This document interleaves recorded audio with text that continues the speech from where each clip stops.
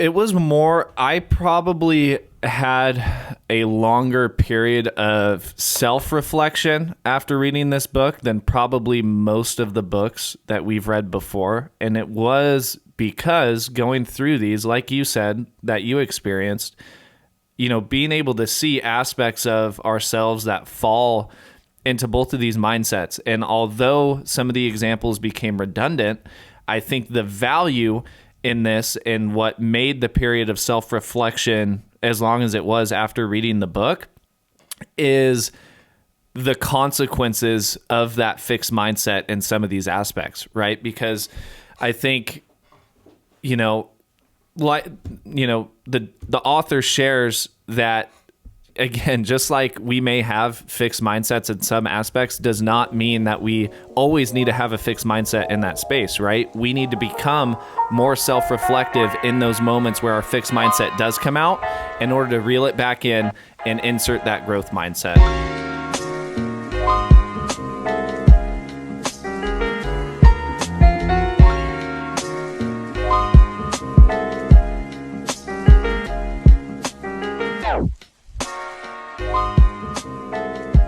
All right, welcome back to the Pursuit of Property podcast. And this morning, I am sitting here with my friend and co-host, Scott Farrow, and we are talking about another book review today. Scott, how are you doing this morning? I'm doing well. Before the pod, we were just talking. We've been working hard trying to find new books and bring new content. I think we've had a great response from the non-real estate specific books. Yeah. And so I'm excited. You threw this book out as a suggestion of, a topic that you learned from business school. Yep. And so I think this is more broad and can be applied to more listeners. Yeah. What was our last book review? I feel like it's been a little bit. We've had a ton of jam-packed episodes. Traction? Was it? No. I don't even remember, dude. It's been a little bit. It's been a while, regardless. So, dude, yeah. So let's introduce the book. Like you mentioned, I was already in the process of reading this for my MBA program over at Fresno State for one of my courses over there. So today we're going to be talking about the book Mindset, The New Psychology of Success, and it's by Carol Dweck. And essentially what we're going to be talking about today are two different things, and it's focusing on mindset. We've had plenty of podcasts about mindset. We've had guests who have come on and talk about mindset, but I think this book had some really, really, really cool ways of presenting this information, and at least for me, it was a way for me to sit back and see where my shortcomings might be with some of my mindsets, both personally, relationships, and in business, and maybe see where they've grown over the past couple of years, especially since starting out in real estate, having the mentors we've had, meeting the people we have. And so, we'll kind of go through an outline here. The book is 8 chapters. It's not too terribly of a long read. I think it falls, between like 200, 250 pages, something like that. And chapter 1 essentially sets the tone of talking about 2 different types of mindsets. There's the fixed mindset, and there's a growth mindset. And I'm curious, at least when you read about the fixed mindset, what was the first thing that came to mind for you? I read the book a little under the gun. I had a week to do it. And I had heard the terms before. Yeah. But reading it again, I felt like right off the bat, I had sections of me that were more of the fixed mindset, and I had sections of me that were the growth mindset. And when I say sections, I mean both in all periods of my life and also specific periods of my life where I felt certain ways. And so I think the benefit of the book was that it went through a lot of examples to help identify, because sometimes we aren't really great graders of our attitudes. We sometimes need it spelled out for us. Well, sometimes we need a unbiased opinion to say this is what you really are. Yeah. But it always came off not in like an aggressive way. It was always like, this is a changeable way, but this is a way that you may be falling short. Yeah, 100%. And essentially setting the tone with, like you said, the book throughout the 8 chapters shares, in my opinion, what I even think is probably too many examples, which is probably one of the shortcomings or cons or critiques of the book. I think it could have been about 50 to 75 pages less and still have been a really, really great book and gotten these points across. But essentially, a fixed mindset. Individuals with a fixed mindset, where people with a fixed mindset think that their qualities, their attributes, their personalities are essentially etched in stone, right? They are non-changeable. They are fixed. They cannot be changed or improved upon, right? And then on the other hand, individuals with a growth mindset, believing that our skills, our abilities, our intelligence are basically qualities that can be cultivated and grown and improved upon over time through dedicated, centralized effort. Yeah, I'm going to make an analogy, and this may be the easiest analogy for some people to understand, but a fixed mindset is, we're looking at your personality, and on it you have patience, intelligence, kindness, creativity. People with the fixed mindset believe that the switch is either on or it's off, and that's it. The people with the growth mindset say, well, it's a dimmer switch on every single one, and just like an audio tech like Jonathan can change the volume to adjust, the growth mindset believes that with hard work, practice, and dedication, you can change whatever card you were dealt. I think there's also the skeptics listening right now, because I'm a skeptic, that say, well, I don't care how hard I try, I'll never be as smart as Einstein. And I think the book makes a perfect counter argument to that. You may not be Einstein, but you can't know where your limit is until you've pushed your whole life to find it. Yeah. And it defines success as the pursuit of greatness, not the deliverance of greatness. You don't just end up great, and they reference a lot of savants, and they talk about Beethoven doesn't start writing amazing music until years and years and years of crap music, right? Yeah. And had he had the fixed mindset, he would have said, I'm not creative enough to be the best producer or composer in the world. But instead, he works at it for years and years and years, and slowly but surely becomes that. Yeah, 100%. And you make a great point too, as we kind of move through these chapters. And, I think a lot of these chapters, like we were talking about, a lot of these examples are very free flowing. So as we kind of go through these, like I said, like we were talking about, the examples can get repetitive. I think we'll just kind of work through and talk about some of the things that they highlighted, and I think that are important for people listening, of course, both in a personal aspect and in a business aspect. Before we do that, yeah, I just want your thoughts, because sometimes in these book reviews, we get to the end of the book, we say our quick rating, and we're done. But we don't always linger on how we felt the book applied to us. I'm curious, when you read the book, how did you respond to this? Because you read it before me. It was more, I probably had a longer period of self-reflection after reading this book than probably most of the books that we've read before. And it was because going through these, like you said, that you experienced, being able to see aspects of ourselves that fall into both of these mindsets. And although some of the examples became redundant, I think the value in this and what made the period of self-reflection as long as it was after reading the book is the consequences of that fixed mindset in some of these aspects, right? Because I think, the author shares that, again, just like we may have fixed mindsets in some aspects, does not mean that we always need to have a fixed mindset in that space, right? We need to become more self-reflective in those moments where our fixed mindset does come out in order to reel it back in and insert that growth mindset. So Dude, for me, it was literally just a period of reflection. And I actually did this partly for school and partly just because I was curious for myself. I kind of wrote out where I thought aspects of my fixed mindset came in. Some of it was related to school. Some of it related to business, right? And one of the most important things, which we talked about last week, is people with the fixed mindsets, and me having experienced and still sometimes struggle with this, is tying a failure to our own self-worth, right? And blaming things on external forces instead of taking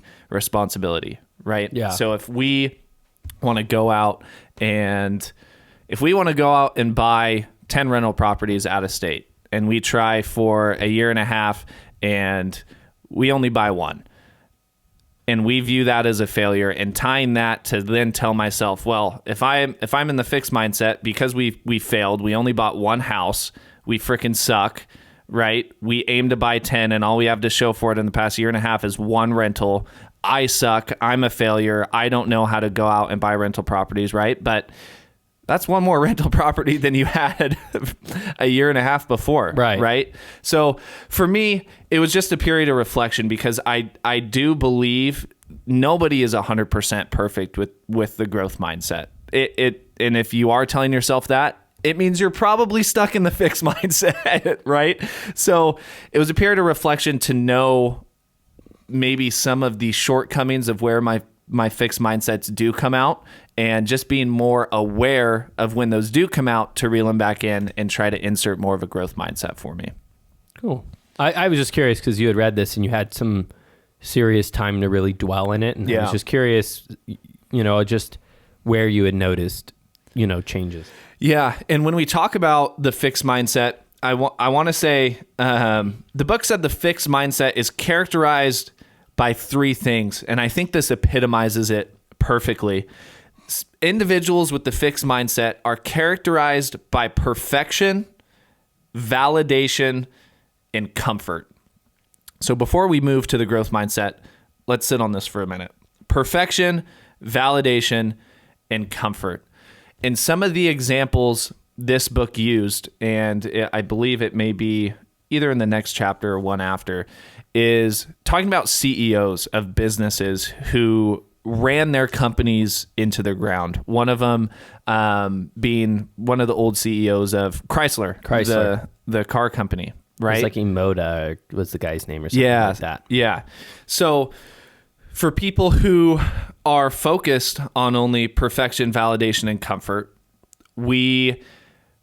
people with the fixed mindset sit in their comfort zones. They sit in the zone where they know they can be quote unquote successful or rely on their natural talent to take them as far as they can, right? They are looking for validation when they are in this comfort zone and can achieve, and are achieving whatever some levels of success are, right? And are always constantly looking to use their natural innate abilities to be perfectionists in their space. And I mentioned it a little bit earlier, when they may go out and fail, right? It is never their fault. It is never their responsibility. It is always the blame of external factors.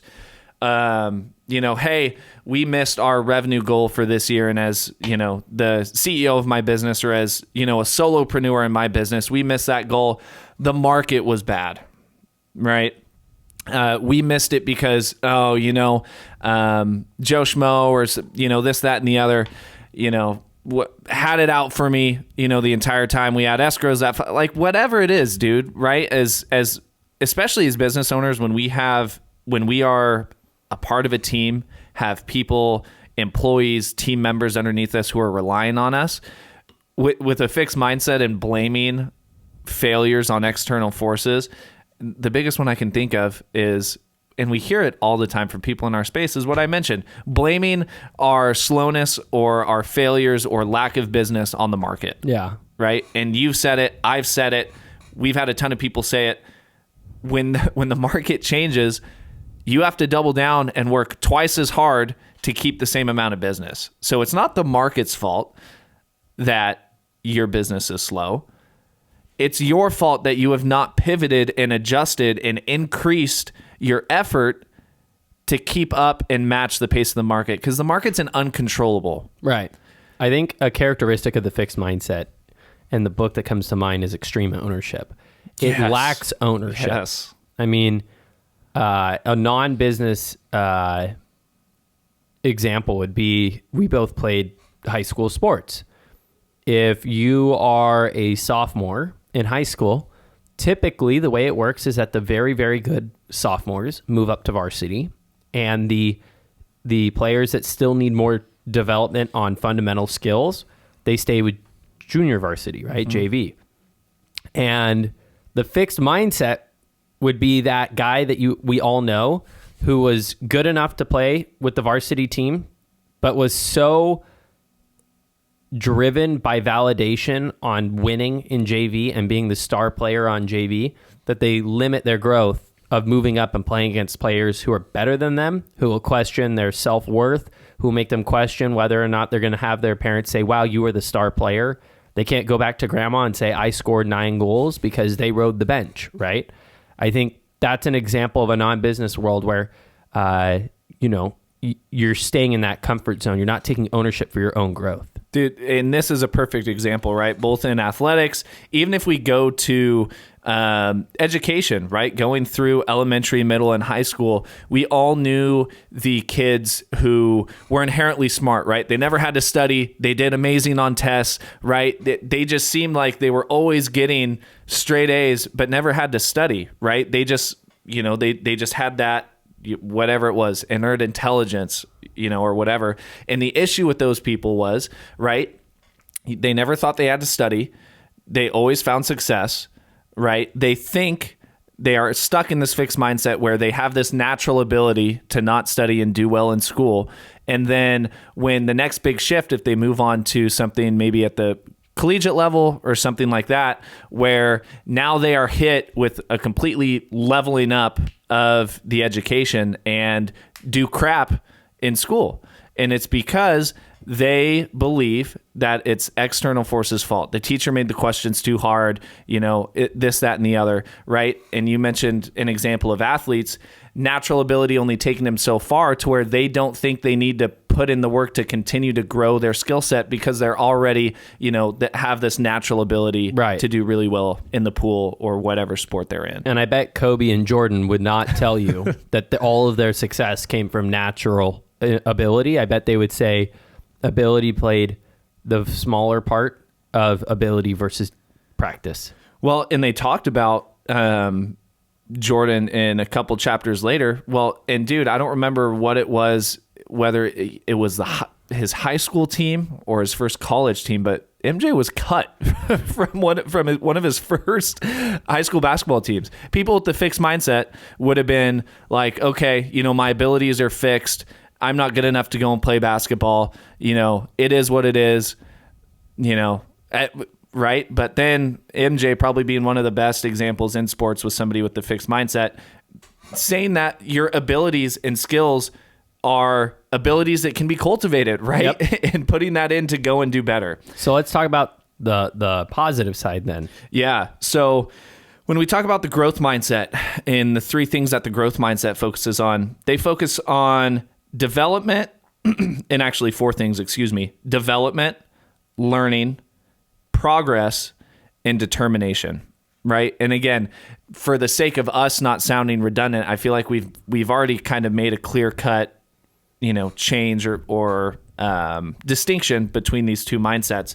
But those with the growth mindset, hey, if we go out into a water polo game and, we just shit the bed, right? Our defense was bad. On offense, we had threw the ball away and had some turnovers. It's somebody with the growth mindset goes back into the room, watches the film, and says, okay, here's where I went wrong. What drills do I need to go do in practice to prevent these mistakes from happening again? And how do I better prepare myself and grow my skills to do better in the next game? Yep. Right? Instead of blaming it, oh, we played too hard of a team, that's why it's that's the takeaway that's different. Exactly. It's the takeaway and the post growth or post decline that's different after that, right? And I want to make this point too. It was kind of curious. We get a little sciencey here in chapter 2. This was weird. Yeah, but and I'll just read verbatim a little bit here because it'll be easier. But we go, interestingly enough, Dweck, the author's research, shows that the difference between these two mindsets isn't just noticeable in practice, like we've been talking about, but also scientifically down to a molecular level. More specifically, fixed mindset individuals' brainwaves showed no sign of interest when they were presented with information that can help them learn. Activity was only recognized when feedback was given on their ability, when their feelings were validated, when they felt like they were in a bubble of comfort and perfection, right? On the other hand, growth mindset individuals' brainwaves showed plenty of activity, especially when they were given information that could stretch their knowledge. I mean, we've all had times where, and I can say this openly, that like somebody's given me feedback that really could have changed my understanding, and I can just tell I'm not interested one bit. And then there's other times where, you know, for example, I run the coaching program with Jason, right? I'm helping him, and I have the opportunity to bomb in front of larger audiences than I have before, and you know, this is, you and I were talking about, if you're in the growth mindset, you can change. Acknowledging that before that would have been really crippling to my ego, and now it's an opportunity where I can hear a lot more opinions about what I did wrong. And on top of that, it's an opportunity where I say, well, at least I bombed in front of 30 people here, not, you know, thousands of people later in life, right? And I think I could see a change in myself when reading the book. I was like, wow, when I started in the industry, every rejection was hard because it was a marker for if I had the light switch turned on or turned off at being good at communicating. And now it's like, well, you know, I've seen the dimmer switch become more visible, and I can see that every failure is an opportunity to learn. It doesn't mean that my dimmer switch went down necessarily. It means that, well, I've had a hard time pushing it up a little more. But the mindset shift on what failure looks like. Dude, I've used that dimmer switch analogy so many times. Who told us that originally? Jason. Jason told us that analogy, and I don't know where he got it, how he got it. Corporate America. But dude, that has been one of the top analogies that has always stuck with me and that I use repeatedly and share literally on a weekly basis, which is so funny.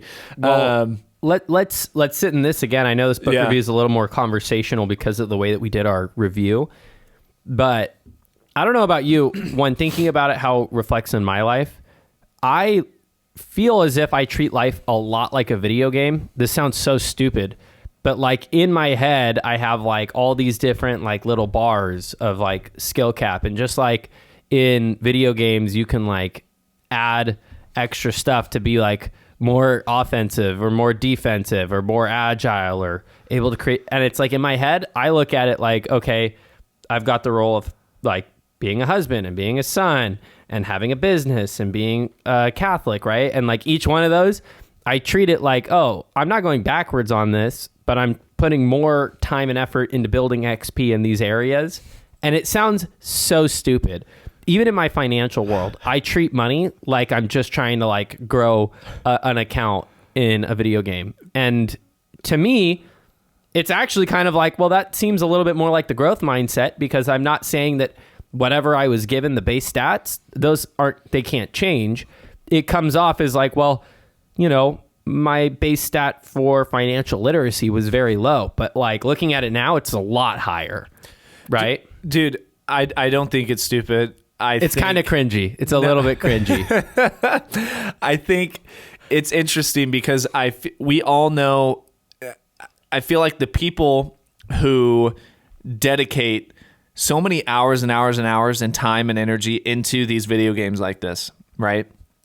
If they took half of the effort they're putting into this fictional game and applied it and thought of it as a scenario exactly like you did, I think the it would be a game changer for these people who are focused on this stuff. Because, let's sit on this analogy for a second, right? Like the game GTA, right? When you start and you have nothing, you have no cars, no money, right? You have no house, right? And dude, when playing that game, your number one goal, you're hungry. You want to go out, you want to do missions, you want to figure out how to make more money so you can buy the nice cars, buy the nice garage, buy the nice house, right? And do all this stuff. People with the fixed mindset in real life, when they're given this situation where they have no money, no cars, no nothing, and they put the blame on external factors and they say, this is just my situation. There's nothing I can do about it. Oh, well, to where, dude, those are the same people playing GTA and going out and being ambitious and going out to grow all these, these stats, right? So I think there is something to be said about maybe transferring some of, especially for the people who are and in video games, right? There's indicators in the video games that confirm to you visually that there is no fixed limit on the character. Yeah. And I think there's a difference. Like, we don't have any interface in life. So there is no way for you to know if you grew up in a house where you were just told, well, you're kind of you're not the smartest kid, but you sure are, you're really funny, You may have been told that I just have really funny, but I'm not really smart. Yeah. And you don't think to yourself that those can change, right? You can grow both. Well, in this, and before we jump to some of this family and relationship dynamic stuff with these mindsets, which I think was one of the most interesting, some of the most interesting stuff I pulled, I want to talk about, these leaders and CEOs a little bit and sit on this, because every single one of us is a leader in some sort of aspect, right? It may be in your business. It may be in your family. It may be all of us have these inherent leadership qualities. Some might be currently more than others, right? But all of us are sitting with these leadership qualities. But in chapter 5, they talk about these issues with these failed CEOs, right? And they name a couple of them: Ford, AOL Time Warner, Enron, right? With the shit show that happened there. But the author says, and she goes through these examples in more detail, but we'll save you some of the redundancy. All of these business leaders shared a common trait. While they may not have intentionally wanted to tank their companies, their desire to place their legacy above all else led to devastating consequences for themselves and their employees.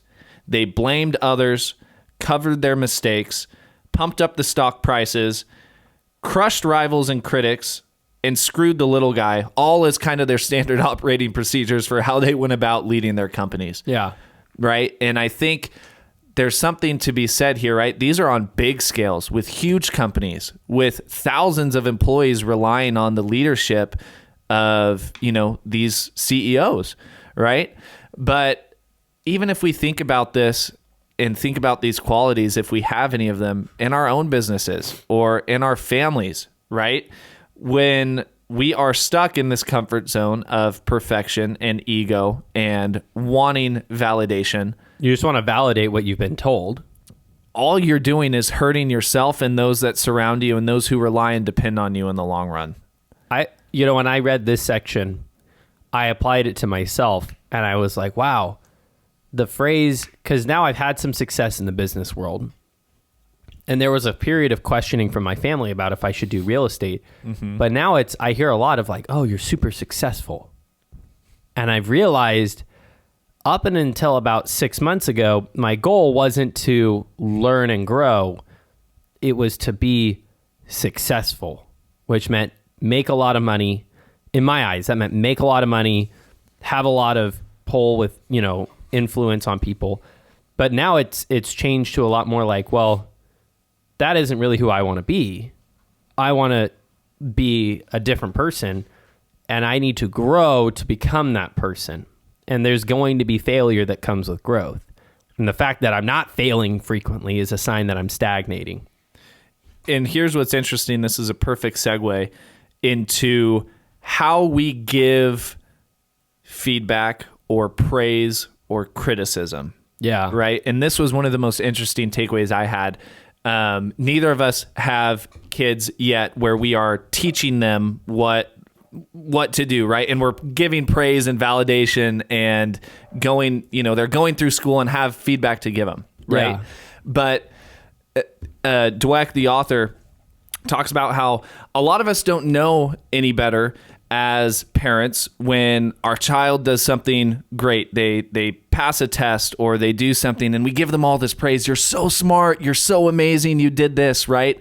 And that seems like the right thing to do. Nothing seems wrong with giving that, right? But this is where the way that feedback is given, right? You're so successful. You're doing so good, right?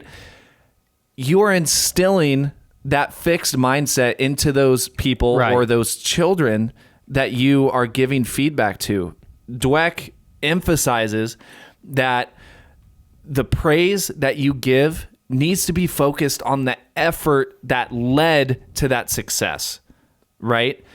Oh my gosh, all of your hard work that you put in over the past couple weeks is the reason you did so good on this test. I'm so proud of the effort that you put in order to do that. Instead of, you're so smart, you did a great job on that test. You're amazing, right? So it which made me think like this is something I'm going to save for when I do have kids, right? Because again, we've both experienced that feedback, and there's no blame to go around, because as parents, that seems like the right thing to do. But there needs to be that distinction of giving that praise or feedback or whatever it is that focuses on the effort that was put in instead of the actual end result. Huberman, I think, is who introduced me to that. He had talked about like a study, and I think Dweck talked about it too. But I can give a life example. My nephew, Jack. Yeah. Jack is, since he's not here, I'll just use traits, but Jack is a wildly smart kid. Yeah. And Jack is 5. No, he's older than that now. He's maybe 6 or 7.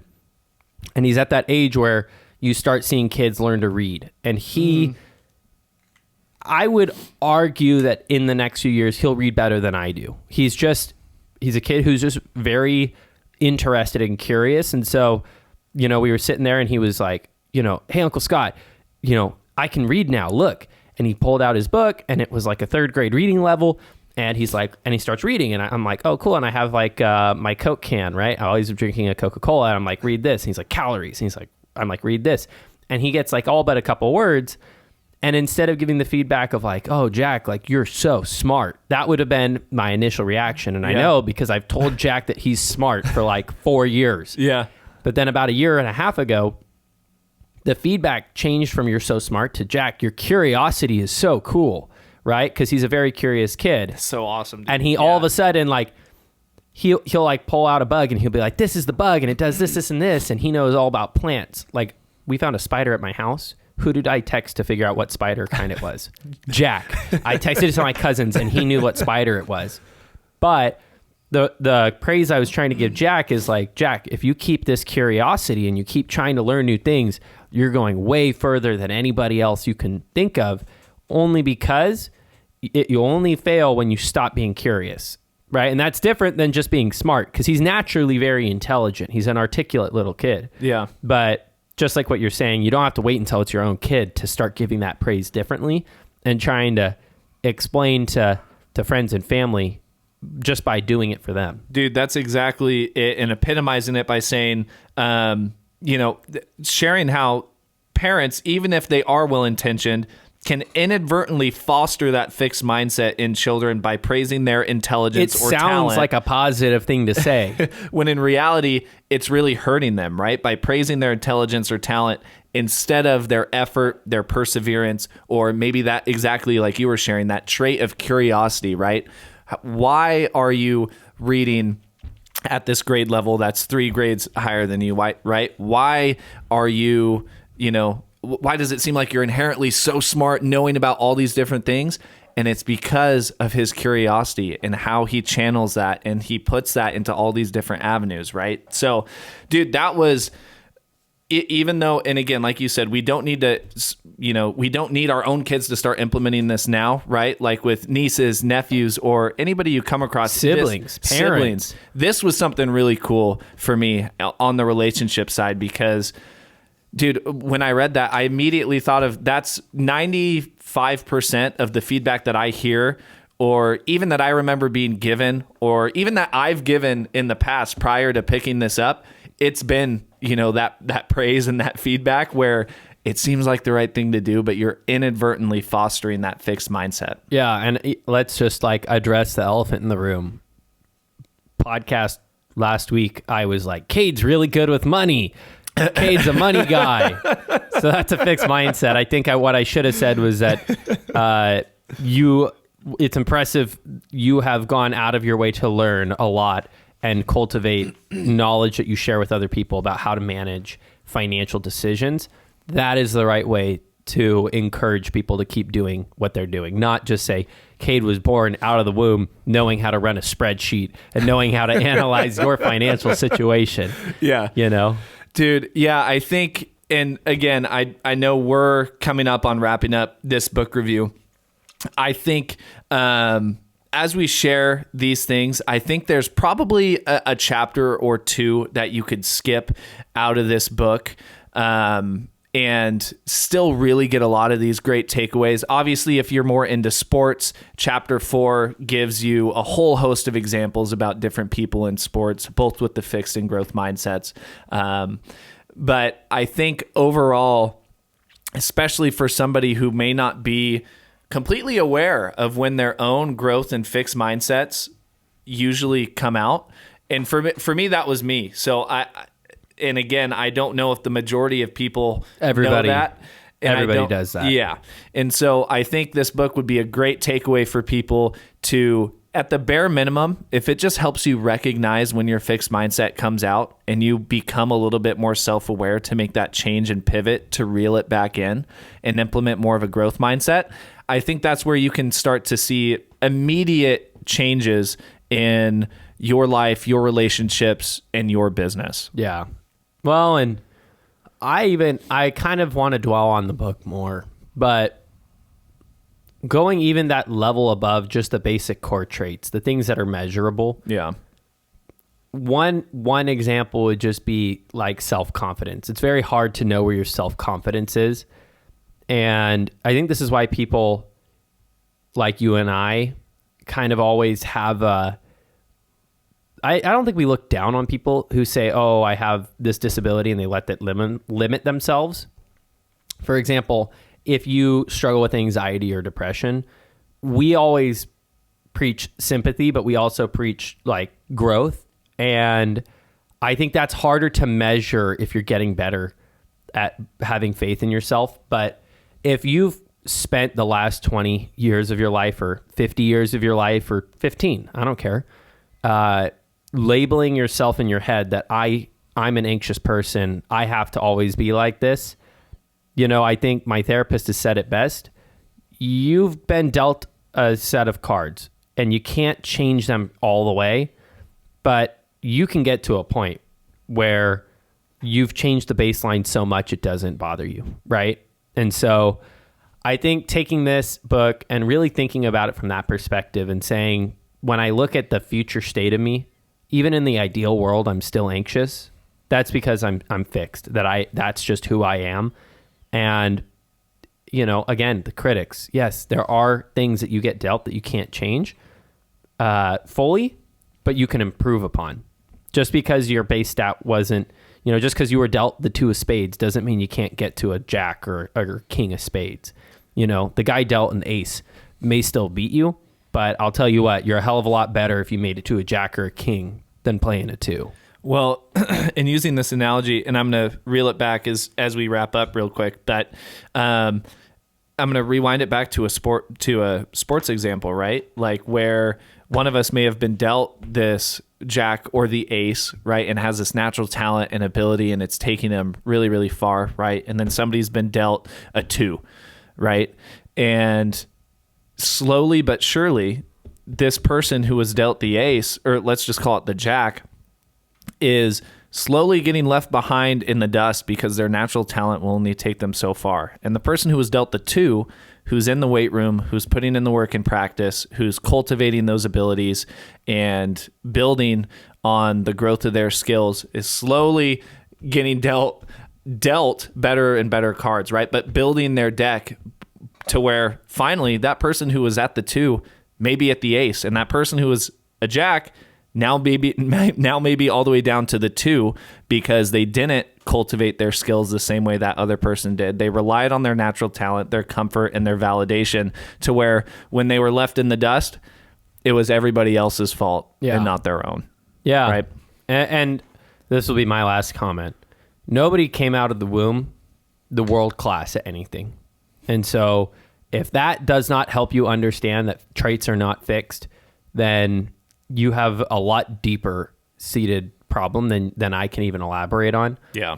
But there is not a single baby who came out of the womb better than anybody else in the world. And we see people break records all the time. Mm-hmm. Talent is a key part of getting started, but getting started stops about when you're 10.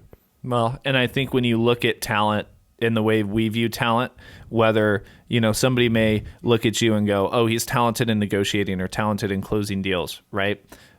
But why? What has the progress been over the past 4, 5, 6 years, where 6 years ago, we didn't even know what real estate was, right? Or what a flip was, or what a wholesale was. I didn't get into real estate and start negotiating, fat discounts. Exactly. And to where somebody with the fixed mindset 6 years ago would have said, oh, I'm not good at negotiating. I'm not.